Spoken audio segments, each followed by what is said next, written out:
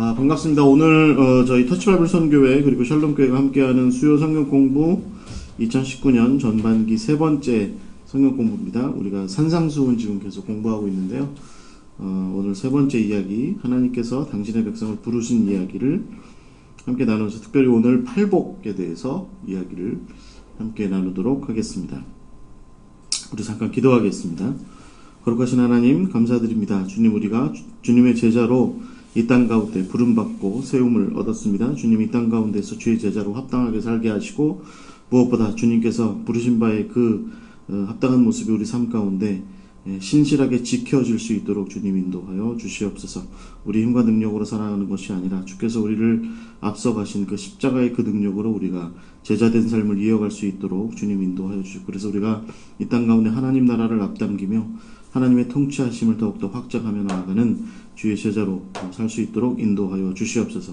이제 함께 말씀 나눕니다. 성령께서 주장하시고 귀한 깨달음이 있게 하시고 전하는 이나 듣는 이 모두에게 동일하게 은혜가 될 수 있도록 인도하여 주시옵소서. 예수 그리스도의 이름으로 기도하옵나이다. 아멘. 자, 우리가 이제 산상수훈 이제 본격적으로 이야기를 좀 시작하고자 합니다. 지난 2주 동안 우리가 조금 이제 서론적인 이야기, 하나님의 백성은 누구이고 하나님의 백성은 무엇을 하는 사람들인가에 대해서 특별히 저희가 창세기 1장 27절 28절의 그 말씀을 기준으로 해서 함께 그 이야기를 함께 나눴고요. 이제 우리가 본격적으로 이 산상수훈의 이야기를 하면서 어떻게 하나님의 당신의 사람들을 통해서 세우신 그 사명들이 예수님의 가르침 혹은 예수님의 제자들을 통해서 이 땅 가운데 오늘날까지도 변함없이 이렇게 실현되고 있는지에 대한 그런 이야기를 앞으로 함께 나누고자 합니다. 저도 많이 도전이 되고 또 여기 함께 하시는 여러분들에게도 많이 좀 도전이 되고, 제가 이제껏 늘 산상수훈 성경 공부를 이제 몇 번 해봤는데 하면서 느끼는 건 뭐냐면 우리 스스로가 다 부자 청년이에요. 근심하며 돌아가요. 근심하며. 우리가 도대체 이렇게 살 수 있을까요? 내가 이렇게 될 수 있을까요? 이런 얘기를 참 많이 하는 것 같습니다. 잠깐 좀 앞부분 얘기를 하면, 이 산상수훈이 마태복음 5장부터 7장까지의 얘기인데, 대체적으로 이 구조에 대한 이야기는 산상수훈이 구조적으로 좀 이야기할 부분이 좀 있습니다. 그런데 이 구조적인 이야기는 제가 이제 다 마치고 끝에 좀 이야기를 좀 하도록 하겠습니다. 어찌됐든 중요한 것은, 제가 오늘 나눠드린 페이퍼에는 주기도문에 대한 부분을 좀 넣어놨어요. 근데 이 강의 때는 다루진 않을 겁니다. 여러분, 이제 오늘 여기 오프라인으로 여기 강의장에 오신 여러분들에게는 나눠드렸는데, 이 강의 때는 얘기하지 않을 겁니다. 그런데 마지막 때 아마 마지막 시간에 이 주기도문을 가지고 좀 이야기를 좀 하려고 해요. 그래서 어찌됐든 중요한 것은요, 이 산상수훈 마태복음 5장부터 7장까지의 이 중심에 주기도문이 있다는 걸 기억하셔야 됩니다. 그래서 어떤 분의 표현에 의하면 양파 껍데기 같다. 양파를 이렇게 반으로 탁 잘라보잖아요. 그럼 그 안에 주기도문이, 그러니까 산상수훈이라는 양파 껍데기를 딱 반을 잘라보면 그 안에 주기도문이 이렇게 딱 들어있고 양파 껍데기처럼 차곡차곡 이렇게 쌓여 있는 거죠. 그런데 주기도문을 중심으로 해서 주기도문 이후, 그 다음에 주기도문 앞에 그 단어 개수가 거의 비슷합니다. 원문에. 그러니까 이게 말하자면 의도한 바가 있다는 거죠. 그러니까 이 마태복음을 편집하신 분이 충분히 이제 이런 노림수를 가지고 노림수라고 좀 그렇다. 하여튼 영적인 어떤 깊은 통찰과 깨달음을 가지고 나름대로 의도를 가지고 이 산상수훈을 읽는 너희들이 양파 껍데기 이렇게 벗겨지듯이 하나씩 벗겨 들어가서 최종적으로 들어가면 그리스도인의 삶, 제자의 삶의 핵심에 기도가 있다. 그런데 그 기도가 예수님께서 우리에게 가르쳐 주신 그 기도의 모습으로 있는 거다. 라고 이제 이렇게 이야기하는 거죠. 그래서 여러분들 그걸 좀 기억하시고, 우리가 산상수훈 앞에 부분을 이야기를 하고, 그래서 아마 이제 금식하는 이야기까지 아마 하게 되고, 그 다음에 구제하는 이야기, 또 그 이야기, 나머지 이야기들은 또 주기도문 뒷부분에 또 이렇게 이어져 간다라고 하는 것을 기억하시면 좋겠습니다. 그래서 이게 점점 어떻게 되겠어요? 이게 마지막 시간에 한번 제가 정리해 드리겠지만, 이 산상수훈을 공부하면 점점 비밀스럽고 아주 이렇게 조용한 곳에, 은밀한 곳에 하나님께 대하여 기도하는 예수님, 기도하는 제자, 거기로 아주 시크릿한 그곳으로 점점 들어갔다가 거기로부터 다시 세상으로 점점 다시 나오는 이런 모습이 이 산상수훈의 양파 껍데기 같은 양파 같은 그런 모습이다. 이렇게 우리가 좀 생각을 하시고 이야기를 좀 함께 나누셨으면 좋겠습니다. 예수님께서 이제 40일 동안 금식기도 하셨어요. 그러니까 거기 세레터 베레아 쪽에 요단강으로 요단강에서 베레아 쪽으로 건너가셔서 거기에서 세례를 받으시고 그 다음에 이쪽 유다 지경으로 다시 건너오셔서 유다 광야로 들어가셨습니다. 저희가 우리 터치바이블 선교회가 광야 행전 요즘에 계속 하고 있는데 제가 거기 사시는 분들도 잘 걷지 못하는 거기를 간 거죠. 지금 3번째 걸었는데 갈 때마다 아주 새록새록합니다. 뭔가 이렇게 새로운 게 자꾸 느껴지는 그런 곳이 광야인데 거기 이제 예수님께서 여리고로부터 예루살렘 쪽으로 올라가는 쪽에 와디켈트라고 부르는 아주 큰 협곡이 하나 있는데 그쪽이 광야입니다. 그래서 그 광야 안쪽으로 들어가셔서 거기서 약 40일 정도 이제 기도를 하시고 그리고 나오셔서 시험 당하시죠. 이제 우리가 알고 있는 얘기처럼 시험 당하시고 그리고 나서 우리가 마태복음 4장 이 후반부로 넘어오면 제자들을 부르세요. 이제 마태복음 얘기를 중심으로 풀어가자면 그렇습니다. 그래서 제자들을 부르세요. 그래서 그 제자들을 특히 누구죠? 베드로와 요한, 안드레와 야고보 이 4명을 주로 이제 부르시고 그 다음에 그들이 이제 예수님을 따르죠. 그리고 나서 이 마태복음 5장으로 넘어와서 산상수훈의 이야기가 등장하게 되는 거죠. 그리고 나서 근데 저는 여기에 두 가지에 걸친 2번에 걸친 부르심이 있다고 봐야 한다. 우리가 산상수훈을 조금 깊이 공부하기 위해서는 예수님께서 그냥 한 번 이렇게 제자를 부르셨다라고 하는 것으로 끝날 것이 아니라 사실은 예수님께서 혹은 성경에서 하나님께서 하나님의 사람들을 부르신다라고 얘기할 때에는 2번 정도의 이중적인 부르심이 있을 수 있다. 이렇게 생각을 좀 해야 한다. 이렇게 얘기하고 있습니다. 첫 번째 부르심은 저는 그래서 삶의 자리로부터의 부르심이라고 얘기를 하고요. 2번째 부르심은 익명의 자리, 익명의 지위로부터 부르신 거다. 이제 이렇게 얘기합니다. 이 첫 번째 부르심은 마태복음 4장 18절부터 22절까지의 말씀 우리가 함께 예수님께서 시험당하신 후에 그리고 나서 갈릴리에 가셔서 거기서 이제 나사렛에 들어가셨다가 다시 나오시죠. 그래서 가버나움에 나오셔서 거기서 사셔요. 그러니까 13절에 보시면 사시고 그리고 나서 거기서 비로소 이제 하나님의 말씀을 선포하시죠. 회개하라 천국이 가까웠느니라 라고 하시고 그리고 나서 제자들을 부르시는데 그 제자들을 부르신 첫 번째 부르심은 어부인 제자들을 부르시는데 그 부르심의 첫 번째가 뭐냐면 바로 삶의 자리로부터 부르신 그 모습이다라는 것입니다. 그래서 우리가 알고 있는 이 베드로와 그 동료들 그리고 뭐 예를 들면 고리대금업하던 마테나 뭐 이런 제자들을 예수님께서 부르세요. 그래서 각자 자기가 삶의 자리에서 살아가던 그 모습으로부터 불렀고 그 보네퍼의 표현에 의하면 그들이 즉각적으로 예수님을 따르죠. 오늘 목사님 모자가 아주 그냥 죄송합니다. 아니 뭐 죄송하실 건 아니고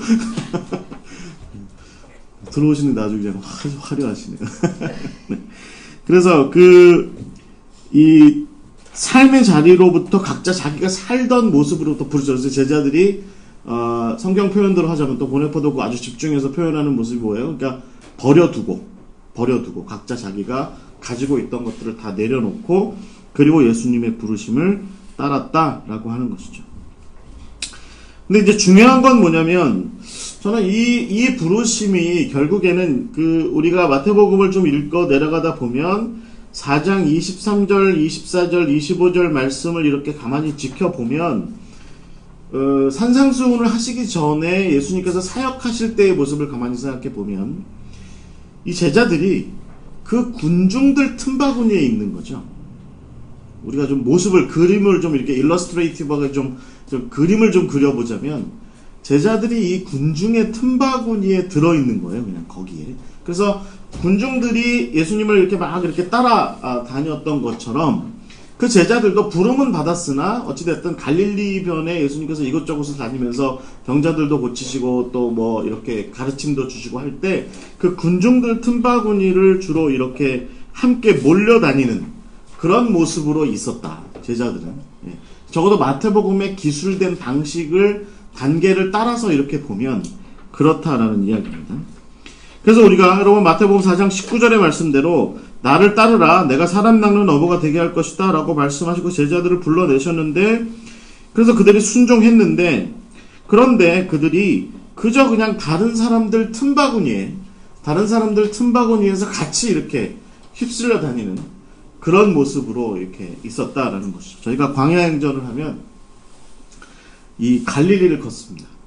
예수님께서 실제로 걸으셨던 그 바운더리, 그러니까 막달라로부터 베세다 지경 정도까지 그 사이를 저희가 이제 시간을 봐서 팔복산을 중심으로 해서 이렇게 베세다까지 가든지, 아니면 뭐 막달라 쪽으로 가든지, 아니면 가버나움 쪽으로 가든지, 아니면 가버나움에서 출발해서 팔복산으로 올라가든지, 이제 이런 식으로 이제 이렇게 걸어 다니는데, 걸을 때 보면 이제 정말 이런 비슷한 증세가 좀 있기는 해요.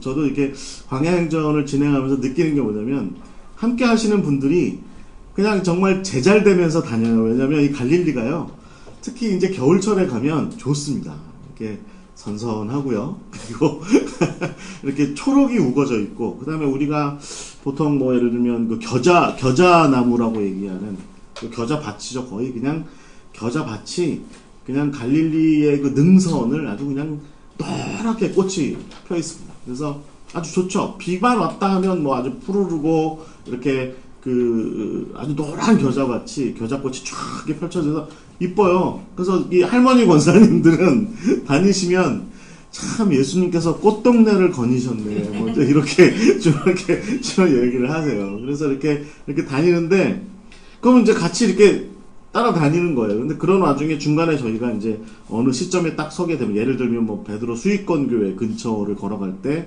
아니면 뭐 팔복산이라든가, 아니면 베세다라든가, 뭐 가버나움이라든가 이런 거에 갔을 때, 예를 들면 뭐 가버나움에 가면 마태를 부르셨잖아요, 거기서. 그러니까 이제 마태 얘기를 하고, 여러분도 예수님의 부르심에 응답하시죠. 그러면 사람들이 전부 다 이렇게 꽃길을 걷다가 이렇게 갑자기 표정이 화들짝 놀라는 거죠. 왜냐면 이렇게 즐겁게 이렇게 걷다가 갑자기 이제 인솔자인 제가 갑자기, 여러분 여기에서 우리가 마태처럼 혹은 베드로처럼 누구처럼 예수님의 부르심에 응답해야 된다 그러면, 아 맞아, 여기가 예수님께서 우리를 부르신 곳이지, 예수님께서 제자들을 부르신 곳이지라고 하는 생각을 갑자기 이제 하게 되는 거죠. 광야에서는요, 항상 하나님의 음성이 어디선가 들릴까 하는 생각을 합니다. 광야는 그래요. 광야는 이렇게, 특히 유대 광야를 이렇게 걸으면 그런 생각을 많이 하게 돼요. 그런데 갈릴리는 걷다 보면 까먹어. 좋으니까. 이렇게 좀 너무 여름철이 아닌 이상에, 너무 여름철에는 저쪽 요르단 쪽에서, 그 골란고원 쪽에서 아주 더운 바람이 불어와요. 그런데 뭐 하여튼 12월 1, 2, 3월에 가면 좋습니다. 목사님 언제 한번 저랑 같이 걸어보시죠. 한번. 아주 좋아요. 예. 걷다 보면 어느 날 갑자기 예수님의 음성이 이 산들바람 속에 들리는 거죠. 너는 나를 누구라 하느냐, 뭐 나를 따르라, 뭐 이렇게 말씀하시는 그 음성이 들리는 거죠. 예수님의 제자들도, 그러니까 저는 사실은 마태복음 우리가 4장의 앞부분의 이야기를 함께 이야기를 읽다 보면, 예수님의 부르심을 받았고, 그리고 부르심에 따라서 그들이 생계로 꾸려갔던 것들, 그들이 그동안 먹고 살던 것, 그들이 행해오던 것들을 다 내려놓고 예수님의 부르심에 따라서 예수님을 따라 나서기 시작해요. 그런데 그 부르심의 한복판에 가보면 사실은 여러 군중들 틈바구니에 이제 그냥 이렇게 들어있는, 그냥 그 틈바구니 속에 같이 있는, 그래서 마치 구경꾼들인 양 예수님께서 병 고치시는 것, 예수님께서 어떤 기적을 행하시는 것, 예수님께서 어떤 가르침을 행하시는 것을 그냥 그 군중들 틈바구니에서 이렇게 구경하는 그런 모습이 있다는 거죠. 여러분, 제자도에서, 우리가 제자도를 일반적으로 얘기할 때, 여러분 우리가 산상수훈을 얘기할 때는 결국은 제자도를 항상 얘기할 수밖에 없는데, 이 제자도에서 여러분 이 이미지가 굉장히 중요합니다. 뭐냐면 결국은 제자도라고 하는 것은 익명의 자리로부터 드러나는 자리로의 부르심이라는 겁니다.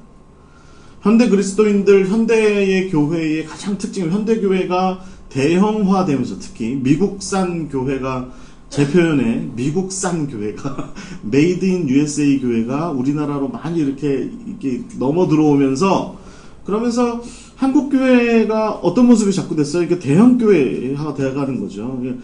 제가 아는 많은 그 분들도 제가 어렸을 때부터 같이 신앙생활을 해오던 분들이나 아니면 뭐 제가 사역하면서 만났던 여러분들도 지금요 이렇게 가끔 전화 통화하고 갖고 얘기를 나눠 보면 우리 저 뒤에 김선아 쌤 빼놓고 나머지는 대부분 대형 교회가 있어요. 어디 저기 분당에 어디 뭐 일산에 어디 뭐 어디 서울시내 어디 아주 큰 교회.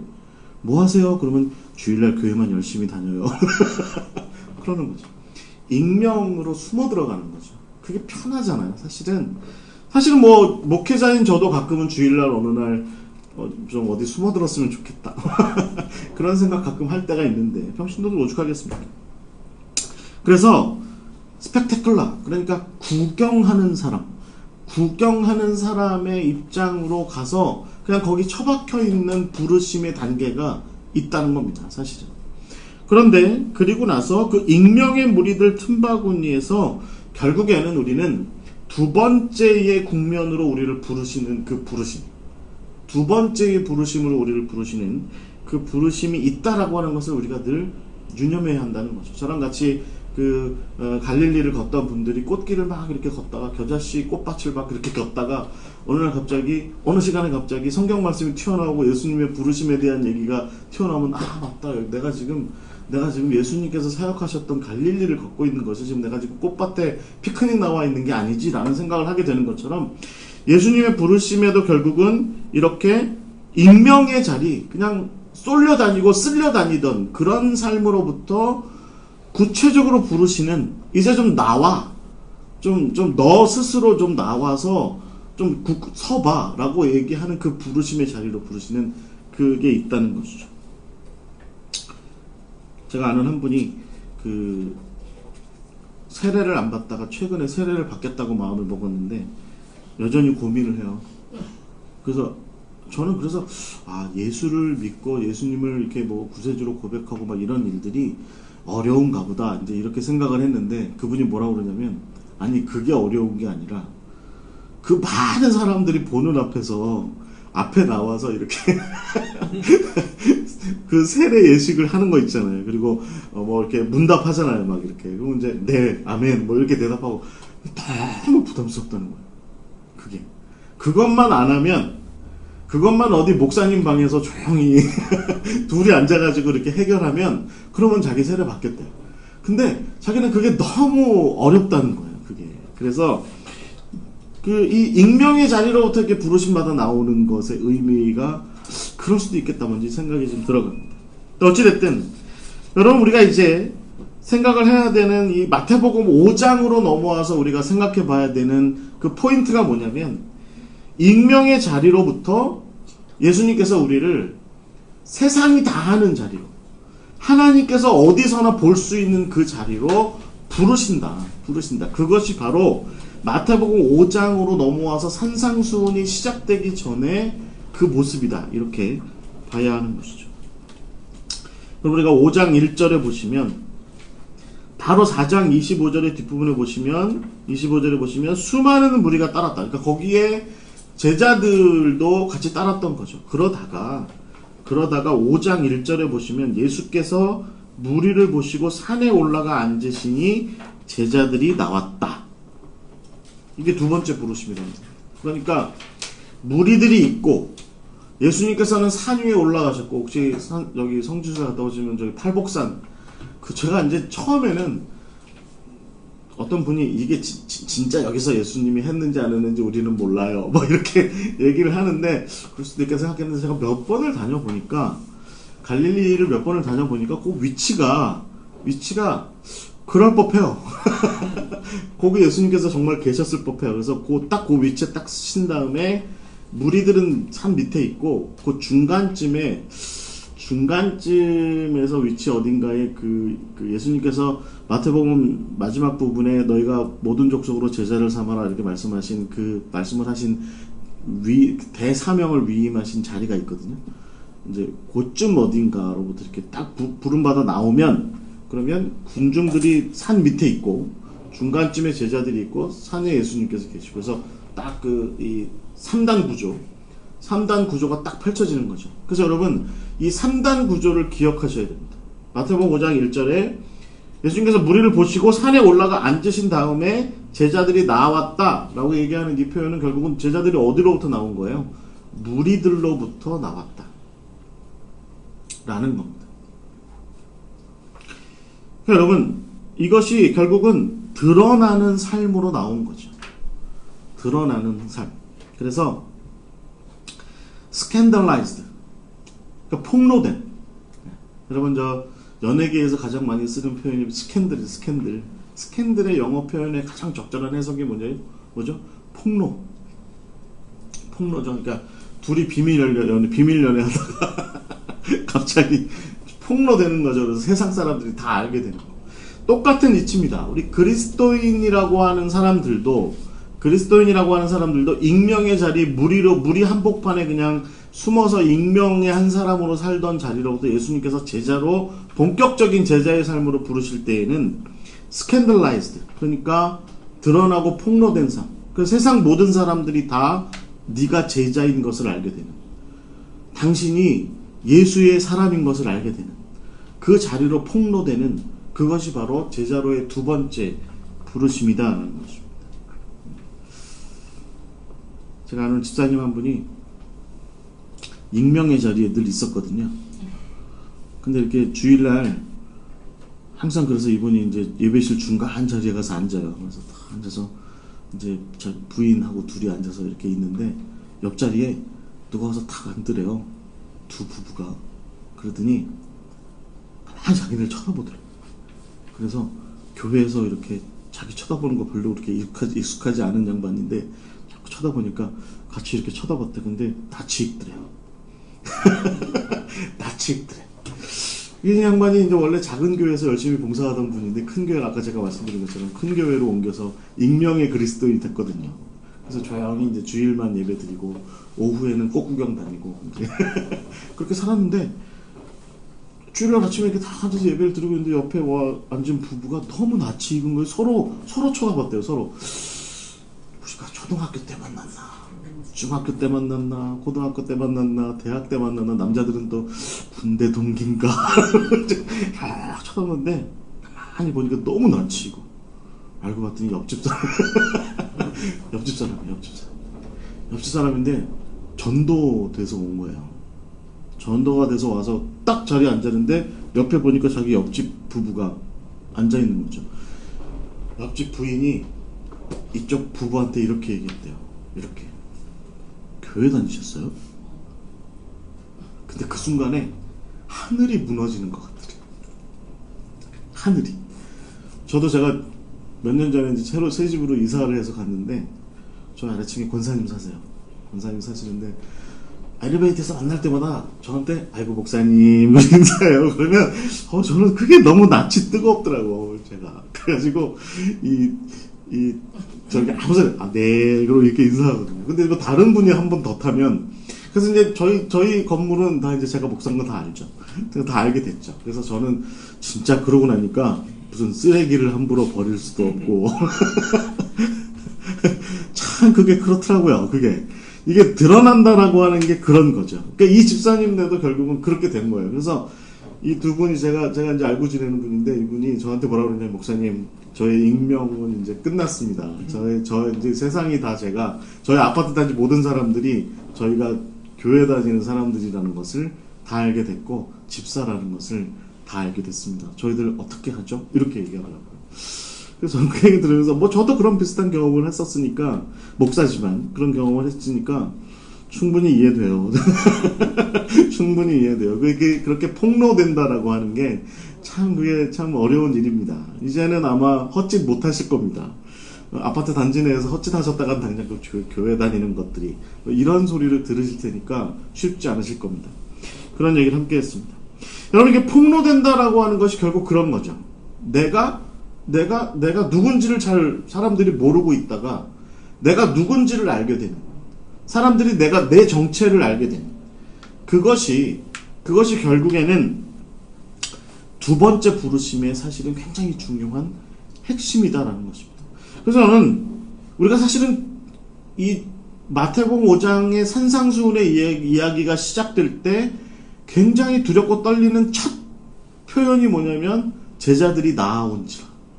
그래서 군중들과 예수님 사이에 서서, 그러니까 말하자면 하나님과 세상 사이에 서서 세상도 자기들이 하나님의 사람인 것을 알게 되고, 하나님도 이들이 너희들을 이끌 나의 제자들이야, 내 사람들이야 라고 이렇게 분명하게 찝어서 이야기할 수 있는 그 모습이 있다는 겁니다. 여러분들, 이런 모습들이 사실은 우리가 창세기에서부터 이미 깨져 있다는 것을 잘 기억하셔야 돼요. 선악과를 따먹고 나서 아담과 하와가 어떻게 돼요? 숨어들잖아요. 그 전에는 하나님께서 안 하시던 행동을 하죠. 뭐죠? 아담아, 네가 어디 있느냐? 라고 묻잖아요. 하나님께서 물으시잖아요. 몰라서 물으신 게 아니라 그가 숨어드는 거죠. 그가 하와에 대해서, 자기 아내 하와에 대해서, 혹은 자기가 이제껏 더불어 함께 살아가던 모든 세상의 모든 피조물에 대해서 부끄러워진 겁니다. 숨어드는 거죠. 근데 그런 모습이 사실은 이후에 인간의, 특별히 하나님의 부름받은 사람들의 삶에 사실은 늘 깔려있는 전제였다라는 거예요. 그런데 하나님께서 단지 여기 마태복음 5장에 나오는 제자들뿐만 아니라 사실은 성경에 나오는 모든 하나님의 사람들을 그렇게 불러 세우실 때에는 바로 이렇게 드러나고 폭로되는 삶, 그 삶이 있다라고 하는 것을 우리가 기억해야 될 필요가 있습니다. 노아의 이야기를 한번 생각해 보세요. 노아가 우리는 어렸을 때 주일학교 때 잘못 배운 거죠. 노아 할아버지 배를 짓는다, 높은 산 꼭대기에 배를 짓는다. 성경에 안 나온 얘기잖아요. 그때 아직도 기억나요. 성경 시험 문제에 나왔었거든요. 노아가 배를 어디에 지었는가? 높은 산 꼭대기에. 이게 성경에 안 나오는 얘기죠. 한 가지 확실한 건 노아가 어디에다가 배를 지었냐면 모든 사람들이 와 닿을 수 있는, 와서 볼 수 있는 거기에다가 배를 지었다는 겁니다. 정말 인적이 드문 곳, 사람들이 없는 그곳에다가 배를 지었을 리가 없어요. 왜냐하면 하나님께서 노아를 통해서 앞으로 세상에 대해서 하나님께서 행하시고자 하는 것을 분명히 경고하시고자 했고, 또 때로 그들 가운데 나는 좀 그러면 구원받았으면 좋겠어라고 싶은 사람이 있으면 구원의 자리로 좀 노아의 방주 좀 탈 수도 있는 그런 기회를 얻을 수 있도록 하려면 그 배가 어디 있어야 돼요? 세상 한복판에 누구나 다 볼 수 있는 자리에 있어야 한다라고 하는 것이죠. 교회도 마찬가지죠. 오늘날 우리 교회가 어디에 있어야 돼요? 누구나 올 수 있는 곳에 있어야 됩니다. 누구나 볼 수 있는 곳에 있어야 됩니다. 그리스도인은 어디에 있어야 돼요? 역시 마찬가지로 누구나 볼 수 있는 그 자리에 있어야 되는 거죠. 아브라함도 마찬가지였죠. 여러분, 저는요, 아브라함이 나중에 사라가 죽었을 때, 아내 사라가 죽었을 때 햇사람과 더불어서 막벨라구를 그 장례 치르기 위해서 막벨라구를 살 때 그렇게 거래를 이렇게 열심히 할 때 아브라함이 끝끝내 보이는 태도 있죠. 고개를 숙이고, 네? 절하죠. 늘. 고개를 굽히고, 그리고 나는 그냥 나그네입니다. 나는 하랄에서 온 아람 사람 나그네입니다. 라고 자기를 계속 이렇게 겸손하게 하는 태도가 결국에는 거래를 잘 성사시키기 위한 것도 있겠지만, 다른 한편으로는 내가 하나님의 사람이라고 하는 것을 이 가나안 사람들이 다 알고 있는데 내가 당신 앞에서 그렇게 거짓으로 사기치듯이 그렇게 하고 싶지는 않습니다. 라고 하는 그런 하나님의 사람으로서의 올바른 모습을 그들 가운데 드러내고자 했던 것이죠. 그러니까 적어도 아브라함은 사라의 그 매장지를 찾기 위해서 속된 말로 요즘식으로 얘기하면 후려치는 일은 못했을 거다. 부동산 거래에 있어서 후려치는 일 같은 거, 그 다음에 다운 계약서 같은 거, 이런 거 아마 못했을 거다. 생각을 해볼 수 있는 거죠. 네? 요즘 교회 가끔 보면 그런 분들 많이 있죠. 지난주에 나 집 샀는데 후려쳤어. 후려쳤어. 막 이런 얘기 막 하는 거 옳은 건가요? 세상 사람들이 다 그분이 장로인 것을, 그분이 권사님인 것을, 집사님인 것을, 그리스도인 것을 다 아는 상태에서 상대방에게 그렇게 후려쳐서, 속된 말로 후려쳐서 장사하는 것을 합당하게 여길까? 적어도 그렇게 거래를 치르고 나서, 에이, 교회다, 죄송한 표현입니다. 에이, 교회 다니는 것들이 더 심해. 내가 저 사람 봐서도 내가 다시는 교회 안 나간다. 이런 소리가 나온다면 그게 도대체 무슨 의미겠냐는 거죠. 여러분, 아브라함의 모습에서도 우리가 그런 모습을 볼 수 있고, 무엇보다 여러분 이스라엘의 모습에서, 이스라엘 민족의 모습에서도 우리가 사실은 이 모습을 볼 수 있다는 겁니다. 여러분, 적어도 우리가 출애굽기 1장과 2장을 함께 읽어 내려가 보면 그들이 요셉을 알지 못하는 바로가 들어선 이후에 노예로 살죠. 종살이 합니다. 그리고 노동의 자리에 끌려 나가서 바로를 위해서, 애굽을 위해서 모질게 일합니다. 지푸라기도 주어지지 않은 채로 벽돌을 고아야 했고, 그런 와중에 또 어떤 일도 겪어요. 아들 낳으면 또 다 뺏기고 말이죠. 하는 그런 정말 모질다 그렇게 어려운 일들을 다 겪지만, 그럼에도 불구하고 그들은 그들에게, 그 땅에서 그들에게 주어진 라암셋과 비돔과 라암셋을 짓고 건설하는 일을 위해서 최선을 다해요. 대충 했다는 얘기 안 나오잖아요. 강제로 끌려나갔으나 최선을 다해서 일하는 모습이 분명하게 있었다라고 하는 겁니다. 여러분, 그런 그들을 하나님께서 이제 그 고센으로부터, 애굽으로부터 불러내셔서 시내산 앞에다 세워두시고 하나님의 백성으로 더 큰 세상을 향해서 일할 수 있는 당신의 사람으로 세워나가시는 그런 모습이 있다라고 하는 것이죠. 여러분, 우리가 한 가지 기억하실 것은 뭐냐면, 마태복음 5장 1절에 예수님께서 무리를 보시고 산에 올라가 앉으신 제자들이 나왔다. 그리고 예수님께서 2절 말씀에 입을 열어서 가르쳤다 라고 되어 있는 이 표현은 출애굽기 19장의 재현입니다. 전형적인 출애굽기 19장, 그리고 그 이후에 모세가 그 10계명을 이스라엘 백성들에게 가르쳤던 그 모습에 대한 전형적인 재현입니다. 근데 여러분, 이것을 저와 이제 함께 성경 공부를 하시는 입장에서는 머릿속에 그림으로 잘 그리셔야 돼요. 그래서 이스라엘 백성들이 애굽을 나와서 시내 광야 앞에 도착했을 때 하나님께서 빽빽한 구름 가운데 시내산 꼭대기에 임하여 계시고, 그 바로 밑에 모세가 서 있고, 그리고 이스라엘 백성들이 산 아래 부름 받아서 서 있고, 그리고 그들 뒤에 애굽을 비롯한 세상이 있었다는 겁니다. 그래서 이 삼중 구조가 이렇게 있는 거죠. 삼중 구조가. 마찬가지로 마태복음 5장 1절부터 2절에도 그 다음에 모세가 그 다음에 20장을 넘어가면 19장 이후 후반부로 계속해서 넘어가면 10계명을 그들에게 가르치죠. 계명을 가르치죠. 계명을. 이 그림이 마태복음 5장 1절에서 2절에서도 동일하게 재현되고 있는 겁니다. 동일하게. 이해되시죠? 저만 알고 다 아시는 얘기죠. 그래서 이 부분을 잘 이해하셔요. 그래서 여러분, 모세가 그 자리에 서서 하나님께서 하신 말씀을 이스라엘 백성들한테 전하죠. 내가 어떻게 너희들을 독수리 등에 업어서 구원해 낸지를 잘 기억해라. 그리고 내가 너희들이 거룩한 백성으로 제사장의 나라로 서기를 원한다. 라고 이렇게 말씀하시는 그 말씀을 모세가 백성들한테 대언하죠. 그리고 나서 7계명을 이야기하는 거죠.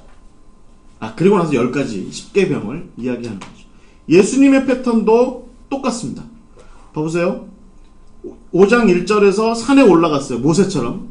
그리고 나서 이스라엘 백성들이 애굽으로부터 나와서 시내산 앞에 섰던 것처럼 예수님의 제자들도 무리로부터 나와서 그 산 앞에, 산 아래, 산 중턱에 서게 되는 거죠. 그러고 나서 예수님께서 제자들한테 가르치셨는데, 가르침의 시작에 뭐가 나오냐면 팔복이 나오고 소금과 빛. 우리가 이제 다음 주에 이제 소금과 빛 이야기를 하게 되는데, 팔복과 소금과 빛의 이야기를 하죠. 말씀하시죠. 그리고 나서 5장 17절 이후에 율법을 이야기하시는데 7개 계명을 이야기하세요. 계명을 이야기하세요. 계명. 그러니까 이 패턴이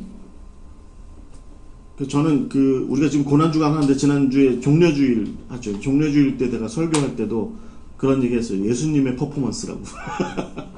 이게 나귀 타고 감람산 넘어서 기드론 골짜기 지나 예루살렘으로 들어가는 일이 뭐 예수님의 창작 활동이 아니라 스가랴서 9장 9절과 또 다윗이 했던 그 행동을 재현한 거죠. 그러니까 이스라엘 백성들은 다 그거 보고 아는 거죠. 와, 저 친구가 혹은 저 양반이 지금 구약의 이야기를 재현하고 있구나. 그러니까 호산나 하고 막 외쳤던 거죠. 나중에는 근데 저 사람 누구야? 라고 부르니까 마태복음 21장에 뭐라고 그래요? 갈릴리 나사렛에서 온 선지자 예수래 라고 얘기하잖아요. 그러니까 제가 성경을 해석할 때는 뭐라고 그러냐면 저렇게 얘기하자 아마 군중의 절반은 떠나갔을 거예요. 어디? 갈릴리? 갈릴리 출신? 나사렛? 나사렛이 어디야? 예수라고? 못 들어봤는데? 집에나 가자. 그러고 다 흩어졌을 거라는 거죠. 이게 이제 그런 예수님의 패턴이 있는 거죠. 예수님께서는 마태복음 5장 여기에서도 출애굽기 19장과 20장 이후로 이어지는 그 사건을 지금 여기서도 이렇게 재현하고 계시다라고 하는 것을 우리가 그림 속에 좀 이렇게 잘 그려보셔야 합니다. 중요한 것은 여러분 지금 제가 그림에서도 이 그림이 제일 낫더라고요. 여러분 지금 저 그림 잘 보이세요? 네. 이 그림에서도 이렇게 드러나는 것처럼 뭐 약간 좀 안 맞긴 하죠. 예수님하고 제자들이 같이 앉아 있긴 한데 예수님이 서 계시고 원래는 성경에는 앉아 계셨는데 하여튼 12제자가 이렇게 있고 그 뒤에 무리들이 있죠. 이게 삼중구조로 되어 있는 거죠. 그래서 여러분 이 삼중구조를 잘 이해하셔야 하고 삼중구조에서 결국은 이 예수님과 무리들 사이 있고 하나님과 세상 사이의 중간에 선 제자 하나님의 백성 이 모습이 분명하게 있다. 마치 창세기 1장에 하나님과 다른 피조물들 사이에 태초의 인간이 서서 너희들이 나의 형상대로 지음을 받았으니 생육하고 번성하라 땅에 충만하라 땅을 다스려라 이렇게 말씀하셨던 그 얘기를 들었던 것과 똑같은 모습이 있다는 겁니다. 그래서 여러분 우리가 구약 성경으로부터 이어져 내려오는 제자도의 가장 중요한 첫 시작점은 뭐냐면 하나님과 세상 사이에 서는 거예요. 마치 예수님께서 하나님과 세상 사이에 십자가를 가지고 섰던 것처럼 우리도 역시 하나님과 세상 사이에 서는 겁니다. 여러분에게 맡겨진 저를 포함해서 우리는 오늘 우리에게 맡겨진 세상의 어떤 피조물, 세상의 어떤 형제와 자매들과 하나님 사이에 서 있는지 아니면 어딘가의 음침함 속에 머리를 쳐박고서 타조 마냥 머리를 쳐박고서 나는 아직 안 부르셨지요 뭐 이제 뭐 이러고 있는 건 아닌지 생각을 해봐야 될 것 같아요. 네? 그래도 혼날라. 그러다 혼난다고요? 혼나도 잘 안 되더라고요. 혼나도 이 타조 마냥 머리만 이렇게 땅에다 쳐박고서 내가 여기 있는지 하나님은 모르실 거야. 뭐 마치 5살짜리 꼬마 아이들 저 술래잡기 하듯이 머리만 어디다 쳐박아 놓고서 나는 못 찾을 거야. 뭐 이렇게 생각하는 그런 모습이 있는 거죠. 자, 그래서 여러분 우리가 그 팔복에 대한 이야기를 이렇게 시작할 수 있게 되는 거죠. 그래서 아까 말씀드린 것을 잘 기억하셔야 돼요.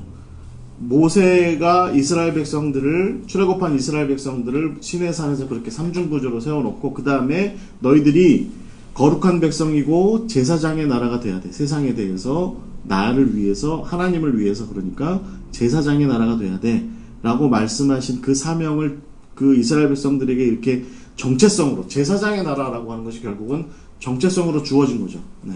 고린도서 베드로전서의 표현처럼 너희가 왕같은 제사장이다. 세상의 아름다운 덕을 전하기 위해서 내가 세웠다라고 이렇게 얘기한 것처럼 그런 사명이 있는 거죠. 그렇게 해서 그 삶의 정체성이라고 하는 게 너희들이 누구야? 어떤 사람들이야? 너희들이 옛날에는 제사장의 나라였는데 그 제사장의 나라의 모습이 어떤 모습이야? 라고 얘기하는 것의 아이덴티티를 잘 이렇게 설명해 준 것이 팔복의 이야기다. 이렇게 얘기할 수 있을 것 같아요. 우리나라 성경의 그 팔복의 기술 방식은 마치 이렇게 조건과 뭐 결론 뭐 이렇게 이어져 있죠. 그러니까 애통하냐, 예를 들어 뭐 심령이 가난하냐, 천국이 주어질 거다. 뭐 이런 식의 이렇게 그런 방식으로 좀 이렇게 설명이 돼 있는데 우리가 좀 이거는 좀 그렇게 읽으면 안 될 것 같아요. 뭐 여러분도 잘 아시지만 우리가 이 부분에 대해서는 적어도 우리가 제자도에 근거해서 이 팔복을 읽어 내려갈 때 우리가 잘 읽어야 되는 문제. 이 팔복이라고 하는 것, 그 beatitude라고 하는 이것이 결국은 어떻게 하면 복 받을까라고 하는 문제가 아니라 복을 품고 사는 사람. 뭐 말하자면 복을 품고 사는 사람. 네. 이 마카리오리라고 얘기하는 그 헬라어에 우리 목사님들도 잘 아시는 이 마카리오리라고 하는 이 표현이 너희가 복 받을 거야 이게 아니라 너희가 복 있는 사람이야 라고 이렇게 이야기하는 거죠. 그러니까 너네들에겐 이미 그 복이 있어 라고 이렇게 얘기하는 거지 너희들이 착한 일 많이 하면 내가 복 줄게 이런 거 아니라는 거죠. 그러니까 이게 이제 그래서 여러분 이 팔복을 저도 어렸을 때 좀 그렇게 많이 배웠던 것 같아요. 그러니까 무슨 주문 외우듯이 뭐 저 이승환 씨의 노래처럼 주문을 외워보자 그러면 이제 복 받는 거죠. 뭐 이렇게 되는 것처럼 내가 이걸 주문처럼 잘 외우면 여기 뒤에 나와 있는 이 복을 누리게 된다는 거예요. 그러니까 여러분 근데 평신도들한테 우리가 뭐 우리 스스로에게도 물어보면 그래서 천국이 무슨 복인데 위로가 무슨 복이야 땅은 복일 수도 있겠다.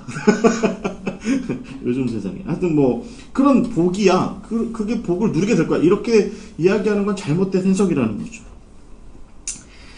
그러니까 이 beatitude 영어의 beatitude라고 하는 것도 이 라틴어의 그 beati라고 해서 온 거잖아요. 그게 뭐죠? 그 결국은 복 있는 자, 복 있는 삶, 참 복스러운 사람. 네. 우리 저 부잣집 맏며느리들 이렇게 보면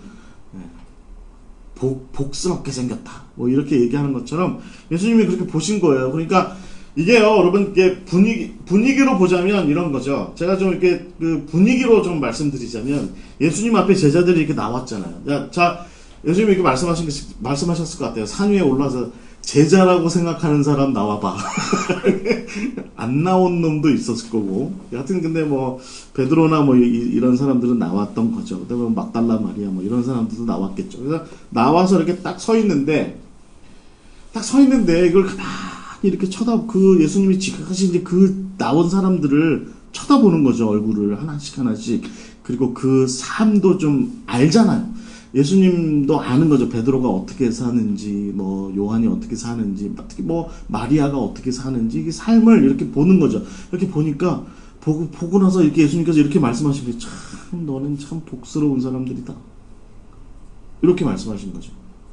너는 참 복스러운 사람들이야.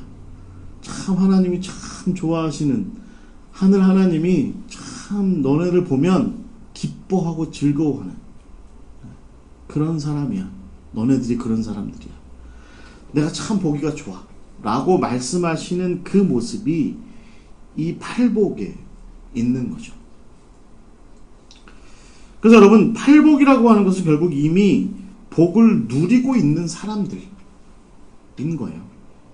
내가 앞으로 누릴 복에 대해서 예수님께서 네가 자세를 교정하고 삶을 바꾸면 그런 복을 누릴 거야 라고 말씀하신 게 아니라 이미 그런 복을 누리고 있어 라고 이렇게 말씀하신 거다는 거예요. 제가 사실은 이 산상수훈의 수업을 캐나다에서 공부할 때 데럴 존슨이라고 하는 저희 학교의 그 교수님한테서 수업을 한번 들었거든요. 그 수업 시간에 갑자기 무슨 말씀을 하셨냐면 이렇게 말씀하셨어요. 한국 학생들이 그 수업에 좀 꽤 있었거든요. 이 수업이 굉장히 유명해가지고 한 100명이 넘는 학생들이 강당에서 이렇게 수업을 들었어요. 근데 여기 한국 학생들 손 들어보라고. 다 이렇게 손 드니까 그거 다 일어나라고 그러더니 응? 당신들은 수업료를 내고 여기와 앉아서 수업을 듣고 나서야 팔복이 뭐구나 라고 하는 것을 개념을 파악하고 이해하고 배우게 됐는데 당신들 집에 이 한국 학생들의 대부분의 부인들은요, 남편이 그 학생 비자를 갖고 있으면 부인은 워크 퍼밋, 그러니까 일할 수 있는 그 자격증을 가지고서 일해요. 대부분 다 어디 가서 일해? 식당에서 일하고 세탁소에서 일하고 그래요. 저희 집사람도 이랬거든요. 다 이랬어요. 저는 학교에서 맨날 앉아가지고 커피 마시면서 따뜻한 햇살 아래 이렇게 책 보고 있을 때 저희 집사람은 죽도록 이라고 그랬어요. 그러니까 데럴 교수님이 뭐라고 그랬냐면, 너희들은 여기에 와서 수업 듣고 강의 듣고 돈 내고 그러고 앉아서 깨닫고 아는 것을 너희들의 부인들은 이미 삶 속에서 너희들의 부인들은, 내가 한국 남자들의 삶을 좀 아는데 너희들의 부인들은 그렇게 죽도록 일하고 나서도 저녁 때 집에 가서 밥하고 빨래하고 집안일 다 하고 애 키우고 다 하잖아. 근데 너네는 집에 가서 뭐해? 그게 다 한국 남자들이 전부 고개를 숙이는 거죠. 왜냐면 한국 남자들 뭐해? 뻔히 뭐 가서 배 들고 누워있지. 텔레비전 보고 편안하게 있죠. 그러면서 그 교수님이 뭐라고 그러냐면, 그 부인들은 수업료를 낸 적도 없고 와서 수업을 들은 적도 없지만, 그러나 당신들에 비해서, 남편들에 비해서, 이 세상의 모든 남자들에 비해서 복을 아는, 하나님의 복을 알고 이미 하나님의 복을 가슴에 품고 사는 사람들. 그러면서 그 다음에 그렇게 말씀하시더라고요. 자기는 그래서 세상의 모든 두 번째 인종, 세컨드 휴먼이라고 하는 여성들이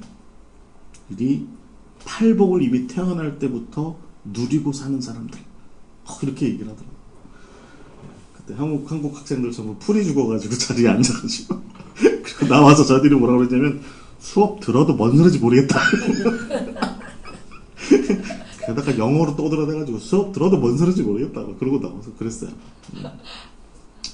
여러분, 이게 뭘 의미하겠습니까? 이미 그런 삶을 살고 있는 사람들의 모습을 예수님께서 제자로 부르시고, 이미 내가 너희들을 제자로 부르기도 전에 이미 너희들은 그런 삶을 살고 있어. 그러니까 너희들이 복이 있어. 그런데 너희들에게는 한 가지 삶의 중요한 특징이 하나 있어. 내가 그것을 좀 너희들이 어떤 삶을 살았는지 세상에게, 그리고 하나님 앞에 좀 밝혀줄게 라고 이렇게 말씀하시고 그들의 삶을 이렇게 쭉 풀어주신 것이 바로 팔복이라는 거예요.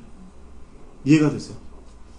저는 이거를 저나 여러분이나, 저는 남자로 태어나서 우리 이 목사님도 그렇고요. 잘 이해 못합니다. 목사님 죄송합니다. 목사님은 이해 잘 하실 줄 믿습니다. 저는 잘 이해 못해요. 저는 정말 나이 먹고 철 들었다고 생각해도 이거 잘 이해 못했어요. 이게 뭐야? 막 이렇게 생각했어요. 그래서 팔복을 성경 공부를 하면서도 납득이 안 되는 경우가 참 많았는데, 이번에 준비하면서 참 깨달음이 좀 있었습니다. 아멘. 아멘. 저 천국 가려고요. 어떻게든지 좀 천국 가려고요. 그럼 보세요. 이게 팔복이요, 4개로 돼 있습니다. 앞에 4개, 뒤에 4개. 근데 제가 좀 정리를 해보자면, 앞에 4개는 주어진 현실 속의 수동적인 삶을 이야기하는 겁니다. 그런데 뒤에 4개는요, 그 수동적인 삶의 현실 속에도 불구하고 스스로 풀어가는 능동적인 삶이 있다. 너네들이, 예수님 앞에 나온 지금 제자들이 그런 능동적인 삶이 있다라고 이렇게 말씀하시는 거예요. 말하자면 이런 거죠. 앞에 4개의 삶의 어려움에도 불구하고 그 삶을 넘어서서 오히려 뒤에 4개의 삶을 너희들이 참으로 복스럽다 라고 이렇게 말씀하신 거다라는 것입니다. 그러니까 예수님께서 이 복 있다고 하시는 이 제자들의 삶의 모습은 어떻게 보면 하나님의 부름받은 사람으로서 세상 가운데 서 있는 삶입니다. 그런데 그 하나님의 부름받은 자로서 세상 가운데 서 있는 삶이 쉽지 않은 거예요. 왜 그렇겠어요? 제가 아까 말씀드린 것처럼, 제가 저희 빌라에서 목사인 게 드러나지 않고 또 그리스도인인 게 드러나지 않은 채로 살면, 저는 사실 저희 빌라에서 떵떵거리고 살 수 있을 것 같아요. 막 예를 들어서 등도 안 고치고 말이야. 오늘 엘리베이터가 고장나 있으면 엘리베이터 앞에다가 대문짝만하게 빨리 고치시오 뭐 이런 거 써놓고, 앞에 막 청소 안 돼 있고 막 그러면, 내가 얼마나 내고 관리비를 얼마나 냈는데 말이야, 청소도 안 해놓고 말이야 막 뭐라고 할 것 같아. 근데 제가 그리스도인인 걸 사람들이 알고 제가 목사인 걸 알잖아요. 그러니까 저는 소리를 지르기보다는 그냥 가서 휴지를 줍는 쪽을 선택하죠. 빗자루로 청소를 하는 쪽을 선택하고, 가능하면 좀 조용조용히 살고 가능하면 좀 티 안 내고 살고, 가능하면 안 보이게라도 뭐 드러나지 않게라도 그냥 제가 여기 할 수 있는 일들을 좀 하고 살고, 그러고 사는 거죠. 그게 결국은 드러나는 삶이라는 게 그렇다는 거죠. 저희가 몇 주 전에 저희가 일터신앙 세미나를 할 때 함께 하신 분이, 제가 지난주에도 말씀드렸잖아요. 그런 얘기 하더라고. 목사인 거를 직장에서 사람들이 알게 되고 자기가 그리스도인인 것을 세상 그 직장 사람들이 알게 되자 직장 사람들은 자기를 더 괴롭혔다고. 그런데 거기다 대놓고 해코지는 못하겠다는 거죠. 내가 교인인 걸 뻔히 알고 내가 더군다나 목사인 것을 뻔히 아는데 같이 직장 다니고 지금 일하고 있다고 나를 더 일시키고 말이죠. 더 뭐 막 너 더 하라고 막 이렇게 하고, 목사니까 더 하세요, 교회 다니니까 더 열심히 하세요, 뭐 이렇게 하는데 대놓고 뭐라고 그래요? 부당하다, 뭐 물러가라, 뭐 이렇게. 그게 아니라 그냥 해야 된다는 거예요. 목사라서, 또 그리스도인이라서. 그런 사람들이 바로 이 하나님의 부름을 받아서 세상 가운데에서 스캔들라이즈, 즉 드러난 채로, 폭로된 채로, 그리스도인인 것이 드러난 채로 살아가는 삶이 바로 이런 모습이다라는 것입니다. 그래서 여러분, 우리가 팔복의 온전한 묵상은 그 복의 기술적인 면면보다는 어려운 현실 속에서도 하늘로부터 주어지는 삶을 신실하게 살아가는 사람들의 자기 정체에 대한 이해, 그게 바로 팔복의 삶이다 라고 이렇게 이야기할 수 있을 것 같습니다. 여러분 좀 이해가 되세요? 이걸 전제적으로 좀 잘 이해하셔야 이제 제가 본격적으로 앞에 4개, 뒤에 4개를 말씀드리는 것에 대해서 좀 이해가 되실 수 있습니다. 이 이야기를 혹시 뭐 인터넷으로 이렇게 들으실 때도, 나는 한 번도 누구 발밑에 들어가 본 적이 없어. 난 일평생 살면서 누구한테도 아쉬운 소리 하고 산 적이 없어 라고 하시는 분들은 끝끝내 납득이 안 되실 겁니다. 그런데 100억을 갖고 있어도, 돈 100억을 갖고 있어도, 그래서 100억을 갖고 있으면 우리같이 돈 1000만 원도 제대로 없는 우리 같은 인생들이 쳐다볼 때는 돈 100억쯤 갖고 있으면, 야, 저 사람 뭐 어디 가서 아쉬운 소리 안 하고 살 것 같아 라고 하지만, 사실은 100억을 갖고 있으나 가난한 삶을 사는 사람들이 있어요. 제자의 삶을 사는 그런 모습들이 있다는 거죠. 자기의 궁핍함을 아는, 자기의 가난함을 아는 그런 삶이 있다는 거죠. 여러분, 우리가 이 팔복의 이야기를 한다라고 하는 것은 어떻게 보면, 저는 인간의 삶이라고 하는 것이 사실은 다 그냥 가난한 거다. 그게 누가 뭐 절대적으로 나는 어떤 궁핍함도 없다, 나는 100% 내 인생의 궁핍함이라고 하는 것은 없다 라고 얘기할 수 있는 삶이 누가 있겠냐는 거죠. 도널드 트럼프라 한들 제가 요즘 도널드 트럼프의 모습을 보면, 그 사람이 뭐 재산이 무슨 얼마예요? 재산이 한 3조 얼마인가 있대요. 제가 알기로 그래요. 자기 자가용 비행기도 있고 다 있어요. 근데 제가 요즘에 도널드 트럼프를 볼 때는 밤마다 자기 방으로 들어갈 때 이러고 들어갈 것 같아. 깝깝하다. 왜냐면 볼턴 같은 그런 보좌관, 그런 강성 보좌관 옆에다 두고 살면 그냥 때려줄 수도 없고 잘라낼 수도 없고, 그냥 뭐 이게 무슨 뭐죠, 그 저기 메시지로 이렇게 자르기도 한다는데 볼턴은 못 자르잖아요.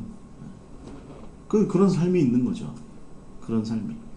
미국 대통령 머리 꼭대기에 앉아 있다고 쳐도 안 되는 게 있는 거예요. 안 되는 게.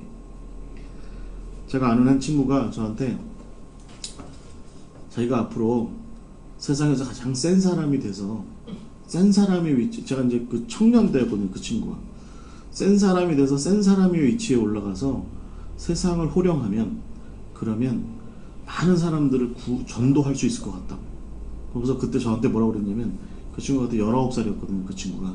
이제 고등학교 졸업했는데, 저보고, 목사님, 이 세상에 제일 센 자리가 어디예요? 그러더라고요. 그래서 제가 돈을 많이 버는 게 낫지 않을까?